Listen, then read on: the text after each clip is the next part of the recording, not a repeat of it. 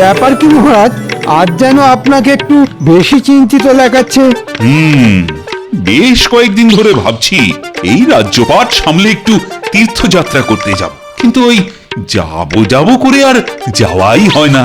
না না মহারাজ, মন যখন চাইছে তখন না হয় মহারানীকে সঙ্গে নিয়ে আপনি বেরিয়ে পড়ুন তীর্থযাত্রা করতে। ঠিক বলেছ মন্ত্রী, এবার যেন মনটা বড্ড টানাটানি করছে। জেগে জেগে শুয়ে শুয়ে সব সময় আমার মনে শুধু এখন ওই একটাই চিন্তা। কি চিন্তা মহারাজ? আমি তো কিছুই বুঝতে পারছি না। তোমাকে বোঝাতে কি এবার ঝুড়ি আর কোদাল নিয়ে আসবো আমি?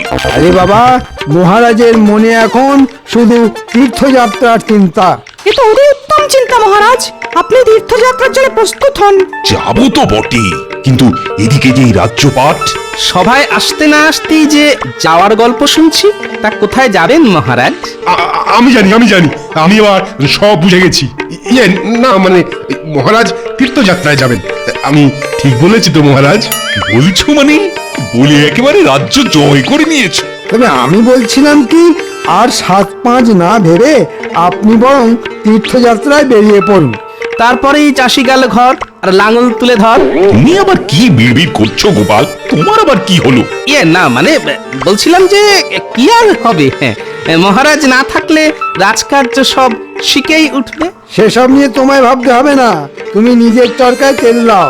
মহারাজ না থাকলে কি হবে? আমি তো আছি, আমি সব দায়িত্ব সামলে নেব। জানি তো। সেই সুযোগে আপনি করবেন সবার ঘটি বাটি চাটি। না না, ঘটি বাটি নয়, তীর্থযাত্রায় গেলে আমি ওই একেবারে ছাড়া হাত পা হয়েই যাব। তবে মহারাজ, আমি বলছিলাম কি, তীর্থযাত্রার জন্য কালই একটা ভালো তিথি আছে। যদি যেতেই হয় তবে আর দেরি করবেন না মহারাজ। বেশ, তবে কালই আমি তীর্থযাত্রায় বের হব।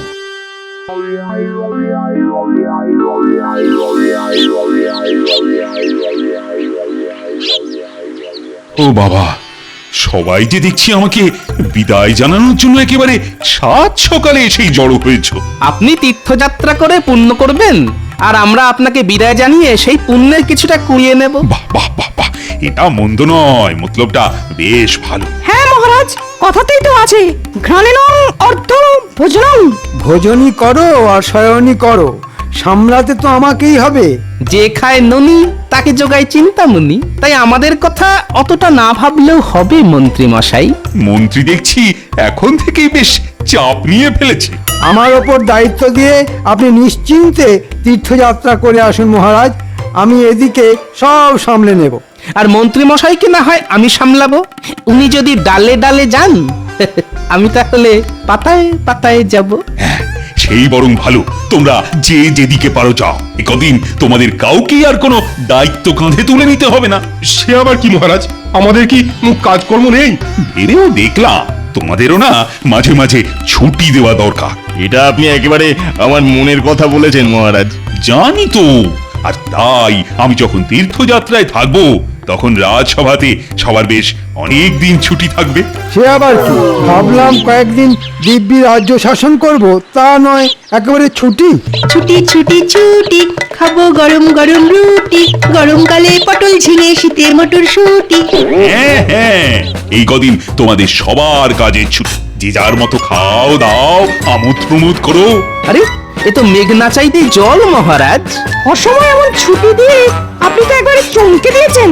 চিন্তা নেই পণ্ডিত, চিন্তা নেই, চমকের আরো বাকি আছে। তার মানে চমকের ওপর চমক। মনে হচ্ছে মহারাজ মনে মনে বেশ ভালোই ফন্দি ফিকির করেছে। এখন যাওয়ার আগে আমি রাজসভাসদদের মধ্যে বাছাই করা দুজনকে তাদের রসনা তৃপ্তির জন্য দুটো উপহার দিতে চাই। বাছাই করা, তার মানে সবই ভাগ্যের ব্যাপার। সেই দুজন ভাগ্যবান কে মহারাজ? আর যেই হোক তুমি নও। ও, খাবার কথা শুনেই জিভ একেবারে লগ করে উঠল। সময় পেলে আমি অবশ্য গণনা করে বলে দিতে পারি। গণনা করতে হবে না, কারা উপহার পাবে সেটা আমি একটা ওই ভাগ্য নির্ধারণ পরীক্ষার মধ্যে দিয়েই ঠিক করব। কিন্তু উপহার দুটি কি মহারাজ? উপহার দুটোর মধ্যে একটা গাছে পাওয়া যায়, আরেকটা মাঠে পাওয়া যায়। তাহলে শুরু করুন মহারাজ, আপনার ভাগ্য নির্ধারণ খেলা। এই ঝোলার মধ্যে 8টা চিরকুট আছে, তার মধ্যে দুটোতে লেখা আছে সেই উপহার। এবার সবাই এসে একটা করে চিরকুট তুলে ফেলো।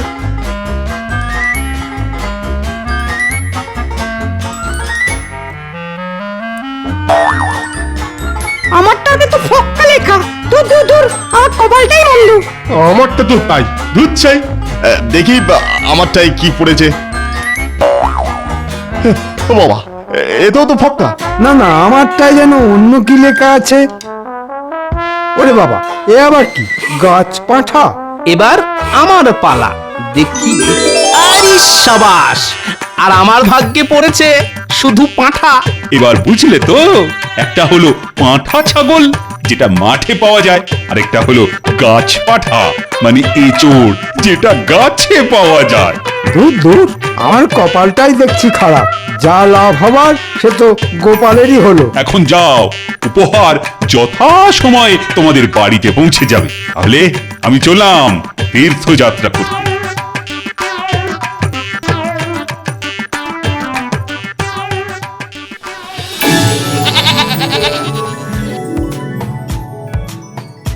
কি গো গিন্নি, দেখে দেখে কেমন একটা দাও মেরেছি দেখেছো? দাও আর কি, কপালে ছিল তাই পেয়েছো।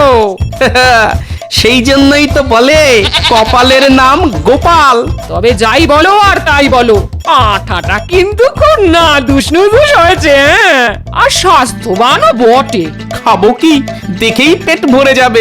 এই তবে না, আমার ভয় হচ্ছে কেউ আবার নজর দিয়ে দেবে না তো। নজর দিলে, হ্যাঁ, নজর দিলে নজর কাটানোর ব্যবস্থাও না হয় করে দেব, কিন্তু নজরটা দেবে কে? সে আর আমি কি জানি, আমি কি লোকের বাড়ি গিয়ে গিয়ে বলে এসেছি? হ্যাঁ, তবে আমরা কিন্তু বাড়ি বয়েই এসেছি। আর যেটার জন্য আশা সেটা দেখতেও পেয়েছি। ও মা, এ আমার কি সৌভাগ্য। ভাগ্যে যে কি আছে সে আর তুমি কি বুঝবে, সেটা আমি মনে মনে টের পাচ্ছি। মহারাজ তোমার বাড়ি বয়ে যে উপহার পাঠিয়েছেন সেটা কি আর না দেখে থাকতে পারি? ওহ, এমন নধরকান্তি পাঁঠা দেখলে চোখ যেন জুড়িয়ে যায়। আর এমন পাঠা আর কটাই বা আছে এ রাজ্যে। এমন পাঁঠার কদর কজনেই বা করতে পারে বলুন? গোপাল তো মোটেই পারে না। তাহলে কে পারে মন্ত্রী মশাই? কেন আমি? ছাগলটাও তো যেন মনে মনে বলছে আমার বাড়িতে গিয়েই ঘাস খাবে। আর মন্ত্রীমশাই ওকে খাবে। ও মা, ছাগলটা আবার এইসব বলছে নাকি? হ্যাঁ? আপনি ছাড়া ছাগলের মনের কথা আর কেই বা বুঝতে পারে বলুন মন্ত্রী মশাই? আপনি কি চাইছেন সেটা পরিষ্কার করে বললেই তো হয়। হ্যাঁ হ্যাঁ, মানে জলের মতন পরিষ্কার করে দিন। ও ভাই গোপাল, বলছি ওই যে ছাগলটা কচি কচি ঘাস খাচ্ছে ওইটাই যে আমার চাই। মন্ত্রী মশাই যখন সরাসরি চাইছেন তখন এতে কোনো দোষ নেই। একে গোপাল, তুমি তো হ্যাঁও করছো না হুঁও করছো না। আগে কি আর বলি, পাগলে কিনা বলে ছাগলে কিনা খায়। তার মানে আমি পাগল? আপনি যে কি সেটা আর আপনার থেকে ভালো কে জানে মন্ত্রী মশাই। কিন্তু তুমি কি জানো সেটা তো বলবে নাকি? আমার পাঠা আমি দেব না, পরিষ্কার। তাহলে এটাই তোমার শেষ কথা? আমার অনুরোধ তুমি রাখবে না ভাই গোপাল? কি করে রাখি মন্ত্রী মশাই, কথাতেই তো আছে ভদ্রলোকের এক কথা। বটে, তবে আমিও দেখছি ওই পাঁঠার মাংস কার মুখে ওঠে। আপনি কি কিছু বললেন মন্ত্রী মশাই? হ্যাঁ মানে না, না দিলে আমি কি আর কেড়ে নিয়ে যাব? ঠিক আছে, তোমার পাঁঠা তোমারই থাক। মহারাজের দেওয়া উপহার যার ঘরে আছে তারই থাক। বলি, মন্ত্রী মশাই যে কি বলে গেল আমি তো কিছুই বুঝলাম না। কিন্তু আমি তো বুঝে গেছি গিন্নি, পুরো ব্যাপারটাই এখন আমার কাছে জলের মতো পরিষ্কার। মন্ত্রীমশাই এতবার বললেন তবু গোপাল শুনল না। এই কাজ করা গোপালের উচিত হলো না। আমার তো মনে হচ্ছে পাঁঠাটাকে খপ করে ধরে ঝপ করে এখানে নিয়ে চলে আসি। না না, আমার মনে হচ্ছে কাজটা অতটা সহজ হবে না। কিন্তু মন্ত্রীমশাই তো কিছুই বলছেন না, আমরাই খামোখা ভেবে মরছি। আমি আর কি ভাববো? সোজা আঙুলে যখন ঘি ওঠেনি তখন আঙুলটা বেঁকাতেই হবে। আঙুল বেঁকানো তুচ্ছ ব্যাপার, আমি ইস্পাত দণ্ড গায়ের জোরে বেঁকিয়ে দিতে পারি। হ্যাঁ, ওহ, মহারাজ কি সাথে বলে যে তোমার মাথায় গোবর পোড়া আছে? মনে হচ্ছে মন্ত্রী মশাই মনে মনে কোনো পরিকল্পনা করেছেন। করেছি বই কি, কোনো না কোনো উপায়ে গোপালের কাছ থেকে ওই নধর পাঁটাটা আদায় করতেই হবে। কিন্তু উপায়টা কি মন্ত্রী মশাই? ভাবো ভাবো, কিভাবে গোপালের কাছ থেকে ওই ছাগল হাসিল করা যায় ভাবো। তখন থেকে ভাবছি একুল ওকুল, ভেবে ভেবে ছিঁড়ছি মাথার চুল। এসেছে এসেছে, এতক্ষণে এসেছে। কি এসেছে? কে এসেছে মন্ত্রী মশাই? আরে বাবা, একটা দুঃসই পরিকল্পনা এসেছে। এই পরিকল্পনাটা কি মন্ত্রী মশাই? না না, সবটা এখন ভেঙে বলা যাবে না, তবে এটা শুনে রাখো যে রাজবাড়ির সামনে একটা যজ্ঞ করতে হবে, আর আবার কি মন্ত্রী মশাই? সেই যজ্ঞটা করবে তুমি। না না, হাত গুটিয়ে বসে থাকলে চলবে না, সবাই মিলে হাত লাগাতে হবে। আমি তো নিজের হাতে যজ্ঞের জন্য ওই বেলকাঠ নিয়ে এসেছি। আমি গণনা করে দেখেছি যজ্ঞের জন্যে এটাই উপযুক্ত সময়। বেশ, তবে আমি যজ্ঞের কাজকর্ম শুরু করে দিই। হ্যাঁ হ্যাঁ, চুপচাপ বসে না থেকে ঝুপঝাপ শুরু করে দাও।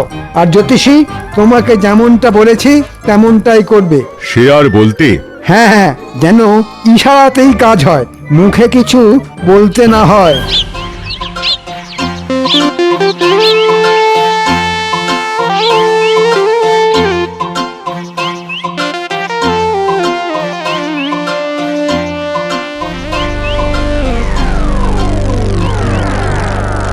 চালাও পণ্ডিত, আরো জোরে চালাও। আর কিছু না হোক, জাঁকজমকটা দেখাতে হবে। পণ্ডিত যা ছড়িয়ে বসেছে তাতে আর কিছু হোক না হোক, ওই লোক জানাজানিটা বেশ ভালোই হবে মনে হচ্ছে। লোকজন নয়, শুধু গোপাল জানলেই আমার কাজ হয়ে যাবে। তাহলে ধরে নিন আপনার কাজ হয়ে গেছে। কেন কেন? ওই দেখুন, গোপাল তো গুটি গুটি পায়ে এদিকেই আসছে।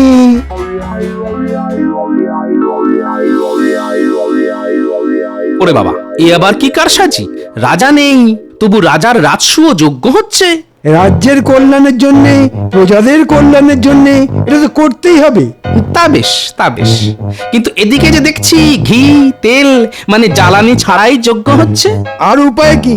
রাজবাড়িতে কেউ নেই, তাই ঘিয়ের জোগাড় হয়নি। তবে এ যা হচ্ছে তাও দেখার মতো। তাহলে এটাই না হয় দেখি। দেখো দেখো, এমন যজ্ঞ কি আর রোজ রোজ হয়? অমঙ্গল নেমে আসছে, অমঙ্গল, ঘোর অমঙ্গল, ধ্বংস হয়ে যাবে, সব ধ্বংস হয়ে যাবে। আরে আরে, এর আবার হঠাৎ কি হলো? জ্বালানি ছাড়া যজ্ঞ করার ফল খুব খারাপ হবে। কি আর এমন হবে শুনি? আমি গণনা করে দেখছি, এক্ষুনি দেখছি।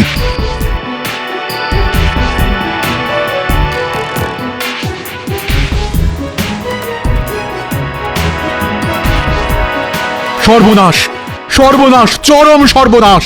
ওরকম গলা ছেড়ে চিৎকার না করে কি হয়েছে সেটা তো বলুন। কি আর হবে, যা হবার হয়ে গেছে, আমি আর বাঁচাতে পারবো না। আগামী কালই পৃথিবী ধ্বংস হয়ে যাবে। হয় হয়, এ কি কথা শোনালে জ্যোতিষী? মুখ থেকে মুছে গেল যে হাসি। মনে হচ্ছে নাটকটা বেশ ভালোই জমেছে। না না, এক্ষুনি বেশি কিছু না বলে এটার শেষ দেখতে হবে। এই রে, তাহলে কি হবে? কি আর হবে? যে যার মৃত্যুর আগে শেষ ইচ্ছে পূরণ করতে চায় এক্ষুনি বলে দাও। গোপালের বাড়ির ওই পাঁঠার ঝোল খাওয়াই আমাদের সবার শেষ ইচ্ছে। সেই ভালো, মরার আগে যেন ভালো মন্দ খেয়ে মরতে পারি। গোপাল, তুমি একমাত্র পারো সবার শেষ ইচ্ছে পূর্ণ করতে। আমাদের শেষ ইচ্ছে পূর্ণ না হলে আমাদের নরকে স্থান হবে, শুধু আমার নয় তোমারও। আর আমাদের ইচ্ছে পূর্ণ হলে তোমারও মঙ্গল হবে। এখন আমাদের সবার ইচ্ছে পূর্ণ করবে কিনা এটা গোপালই ঠিক করবে। হ্যাঁ হ্যাঁ, রাখে গোপাল, মারে কে? এবার বুঝেছি, তাহলে সবাই মিলে আমার পাঁঠার মাংস খাবে বলে ফন্দি এঁটেছে। কি খালি হাতেই ফিরিয়ে দেবে? না না, সবাই মিলে বললে আমি আর না বলি কি করে? তার মানে তুমি রাজি? হ্যাঁ হ্যাঁ হ্যাঁ, যেমনটা চাইছেন তেমনটাই হবে। আপনারা সকলে আজ রাতে আমার বাড়িতে নৈশ ভোজন করবেন। উমা, গোপালের মন যেন 7 রাজার ধন। বাঁচালে গোপাল, যাক, মরার আগে এবার তাহলে রাজকীয় খাওয়াটা তো হবে। হবে, তবে আমারও যে একটা ছোট্ট শর্ত আছে। শুভ কাজে আবার শর্ত কিসের? না না, তেমন কিছু নয়। আপনারা রাজসভাসদ, রাজকীয় খাবার খাবেন, তাই আপনারা শুধু রাজকীয় বস্ত্র আর অলংকার পরেই যাবেন। ওহ, এই কথা?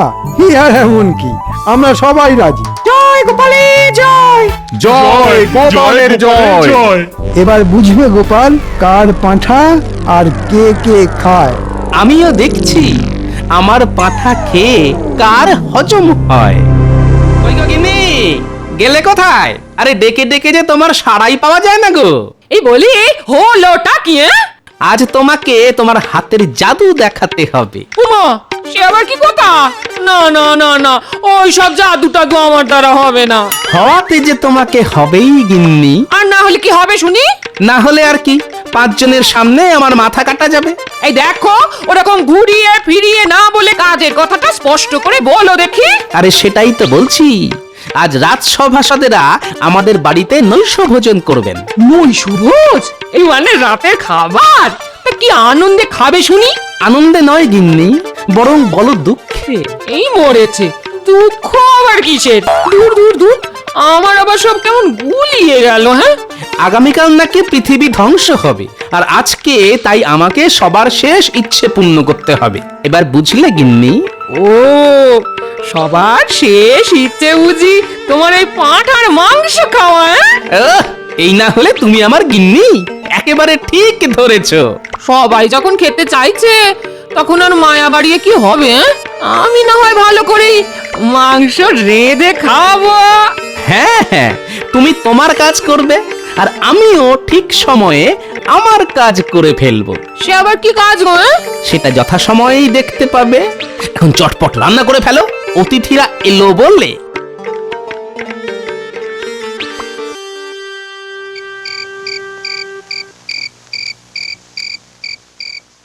এই যে গোপাল, আমরা এসে গেছি। আমি তো সেই কখন থেকে আপনাদেরই পথ চেয়ে বসে আছি। কিন্তু আমরা যে আর বসতে পারছি না। এদিকে সব তৈরি তো? না মানে ওই পেটের ভেতর যেন একেবারে ছুঁচো লাফাচ্ছে। না, আয়োজন মনে হচ্ছে বেশ ভালোই হয়েছে। হ্যাঁ, খাবো কি? গন্ধ শুকেই তো পেট ভরে যাচ্ছে। তাহলে শুভ কাজে আর দেরি করে কি হবে? হ্যাঁ হ্যাঁ, চিন্তা করবেন না, একেবারে গরম গরম পাতে পড়ে যাবে। আমার কি সৌভাগ্য, আপনাদের মতো অতিথিদের সেবা করতে পারবো। চলে এসো তাড়াতাড়ি, বসে পড়ো আহারে, তারপর দেখবে খানা কয় কাহারে।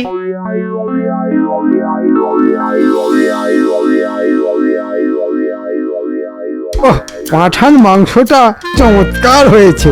মাংস তো নয়, যেন অমৃত। হাড় শুদ্ধ চিবিয়ে একেবারে হজম করে ফেলবো।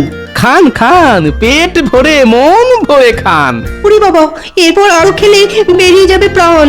ওহ, জোর খাওয়া হলো আজ। তবে গিন্নি মায়ের রান্নার প্রশংসা করতেই হয়। এমন খাওয়া খেয়ে মরেও আনন্দ। কি বলেন? গোপালের পাঁঠার ঘাড় মটকেছে আর আমাদের ইচ্ছে পূর্ণ হয়েছে। তাহলে এবার আমরা আসি গোপাল। কিন্তু আমার ইচ্ছে যে পূর্ণ হলো না। তোমার আবার কি ইচ্ছে গোপাল? না না, তেমন কিছু নয়, তবে আজ রাতটা যদি আপনারা আমার বাড়িতেই থাকতেন তাহলে আরেকটু অতিথি সেবা করার সুযোগ পেতাম। এ তো অতি উত্তম প্রস্তাব। মা, খাওয়ার পরে আবার শোয়া। যা, খেয়ে দে এমনি শরীর চলছে না, এটাই ভালো হলো। বেশ, তবে তোমার এই ইচ্ছেটাও পূর্ণ হোক। মনে হচ্ছে গোপালের মাথাটা বেশ ভালো মতনই চিবিয়েছি। স্বাদের পাঁঠা চলে গেলে এমন দশাই হয়। আসুন আসুন, আপনাদের জন্য আমি শয়নের ব্যবস্থা করেছি। এসে অলংকার আর পোশাক খুলে শুয়ে পড়ুন।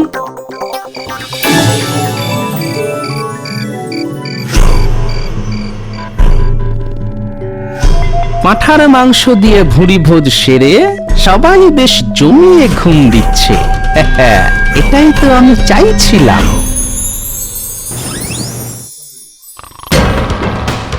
যেমনটা ভেবেছিলাম তেমনই হয়েছে। অলংকার পাশেই খুলে রেখেছে, আর ঘুমানোর সময় রাজকীয় পোশাক ঘরের দড়িতে মিলে রেখেছে। না, সবাই দেখছি গাঢ় ঘুম দিচ্ছে, তাই কাজের কাজটা এখনই করে ফেলতে হবে।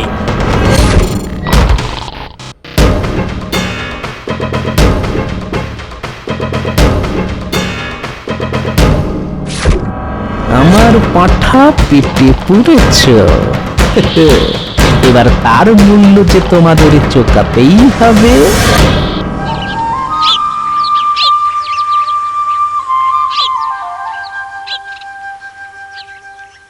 আরে আরে, ব্যাপার কি? পোশাকগুলো সব গেল কোথায়? শেষে কিনা কপালে এই ছিল। এই আবার কি রকম অরাজকতা? আরে আরে, সবাই যে দেখছি উঠে পড়েছেন। কেন, মনে হচ্ছে দেখে যেন একেবারে চমকে যাচ্ছ। সবাইকেই জানাই সুপ্রভাত। প্রভাতটার শু হলো কই? পোশাক আশাক সবই তো দেখছি গায়েব হয়ে গেছে। কিন্তু আমাদের অত দামি পোশাক সব গেল কোথায়? ওদের কি রাতারাতি পা হলো নাকি ডানা গজালো? তা কেন হবে? আসলে ওই জামা কাপড় হাতে বেচেই তো আমি এই পাঁঠা কিনে এনেছি। হ্যাঁ, বেচে দিয়েছো? কিন্তু কেন? আজ তো পৃথিবী ধ্বংস হয়ে যাবে, সবাই পরলোকে চলে যাবে। মানুষ খালি হাতে পায়ে এই পৃথিবীতে এসেছে আর খালি হাতে পেয়েই যাবে। তাই কাপড়ের আর কি দরকার মন্ত্রী মশাই? তারপরে তুমি সব বেচে দেবে? হ্যাঁ, না না, মরে গেলে তো কিছুই থাকবে না। আপনারা আমার পুরস্কারের প্রাপ্য পাঁঠা হজম করেছেন, আমি তো আর রসনা তৃপ্তি পূরণ না করে থাকতে পারি না। তাই আমিও এটা নিয়ে এলাম। একটা পাঁঠা গেল, তার বদলে আবার একটা চলে এলো। আপনার চাল অনেক আগেই ধরে ফেলেছে গোপাল। তাই তো দেখছি। এই বেশ ভালো হলো, কারো ইচ্ছেই আর অপূর্ণ থাকলো না। কি মন্ত্রী মশাই, কেমন দিলাম?